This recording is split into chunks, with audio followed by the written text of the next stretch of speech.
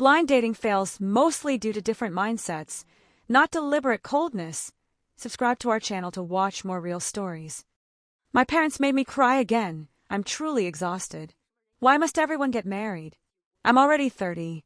Why do my parents treat marriage like a task I must complete? What task is this exactly? Does marriage automatically guarantee happiness?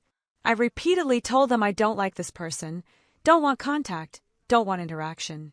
I've said it countless times, yet they keep bringing him up, insisting we're compatible. If they think he's so perfect, why don't they live with him themselves? Why must it be me? Spending a lifetime with someone I don't like would be unbearable. Why do parents always force their beliefs onto me? Is staying unmarried really a mistake? If I haven't met someone I like, why must I marry? Why does this make me seem abnormal in elders' eyes? Why do people say older single women are difficult choices? Because many older women don't treat others kindly. Of course, this isn't universal, but many assume men will line up endlessly to please them. Yet one truth is clear: there has never been a free win in this world. Men work hard and build wealth to choose young, attractive women, not older ones. If you didn't get to experience her youth, there's no obligation to support her later in life. Her best years were given to someone else, so you don't need to pay that price. You may not even know how many relationships she's had, and you might lie awake wondering who else once lay beside her. So don't place expectations on older single women. Youth is where real love begins. Do women care more about height or looks? Based on long-term observation, I can say this clearly: most women have a strong fixation on height. A man taller than 180 centimeters naturally carries an advantage. Tall men instinctively give women a sense of security. If faced with two options, a shorter handsome man and a taller average-looking one, most women will choose the taller man without hesitation. Some argue that a famous handsome face would still be popular even at 165 centimeters. But in reality, as long as a tall man isn't overweight and dresses decently, his appeal is overwhelming. A shorter man, even with good looks, struggles to compete. I was born in 1988, hold a master's degree, and by traditional counting I'm already 38. I'm still unmarried. I feel our generation was misled by ideas like absolute gender equality and extreme female independence. Growing up, we were constantly taught that women must study hard, work hard, and become strong women. The result is that men can't find wives, and women struggle to get married. Only now do I realize how efficient it actually is for women to trade their natural reproductive advantage for survival. It's a very direct path. Yet women of our generation insisted on competing with men, exhausting themselves emotionally and physically. But women are women. Why must we become identical to men? Women have responsibilities unique to them. If I could start over, I would choose marriage and children at 20, take on the role women were meant to carry, and fulfill that value. I want to be a wife. I want to be a mother. I imagine a life of caring for myself at home, being cherished by my husband and children. Isn't that far happier than struggling endlessly in the workplace for a small paycheck? But now, nearing 40, I probably no longer have the luxury of choosing. In this era, men should never become simps. Simping leads to nothing. Many women, regardless of looks, are surrounded by multiple men catering to them. The only path forward is self-cultivation, appearance, inner growth, and income. Lack today doesn't mean lack forever.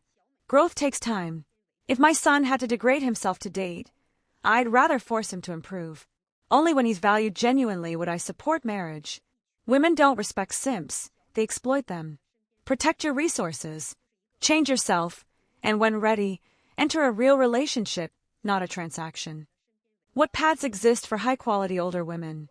By high quality, I mean strong in career, education, income, appearance, and background, age being the only disadvantage. One option is finding a man with slightly weaker finances but a stable system-based job, such as civil service or state-owned enterprises. These environments enforce boundaries and lower risk. Another option is dating younger men. While appealing, many lack genuine marriage intentions and instead seek financial benefit.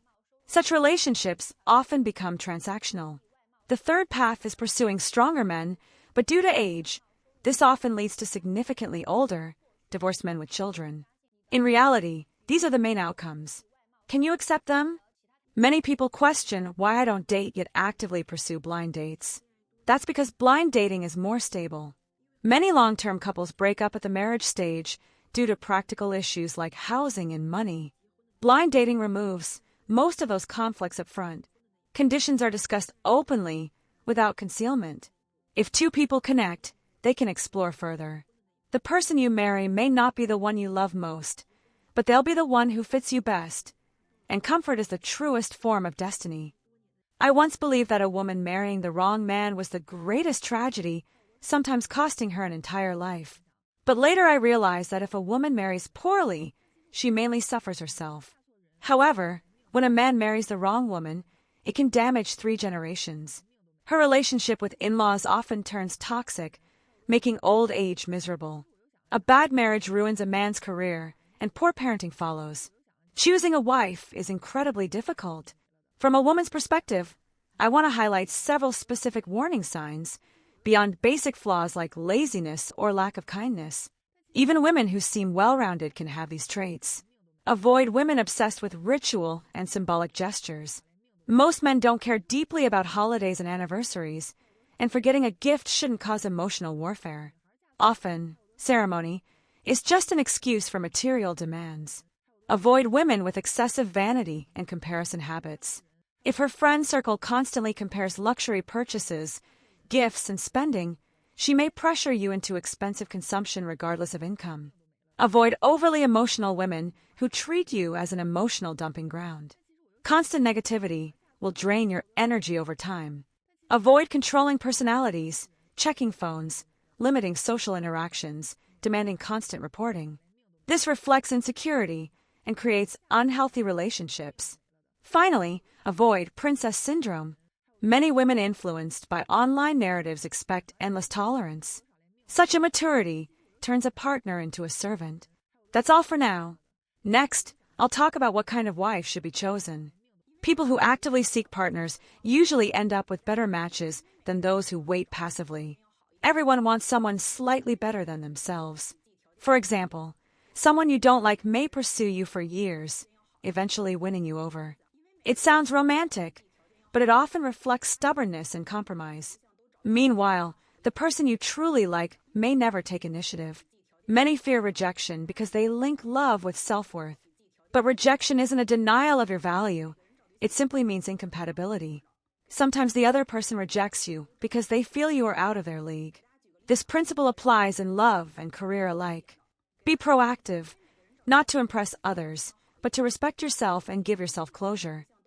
Why do many women seem cold during blind dates, replying slowly or not at all, neither rejecting nor accepting? Men, in contrast, often appear passive and anxious, struggling to feel even basic mutual respect. This isn't intentional coldness, but a difference in mindset. Most women treat blind dating as an optional chance to meet someone, nice if it works, fine if it doesn't. Their attitude is relaxed and non-forced. Men, however, focus more on outcomes. Once they meet, they hope the relationship will progress, making them more sensitive to the other person's response. That's why he can talk endlessly about topics he likes, but gives brief replies when you share your own interests. It's not that you're not good enough, nor that he's playing games. He's simply being natural, without much effort to manage the interaction. You see blind dating as something to build together.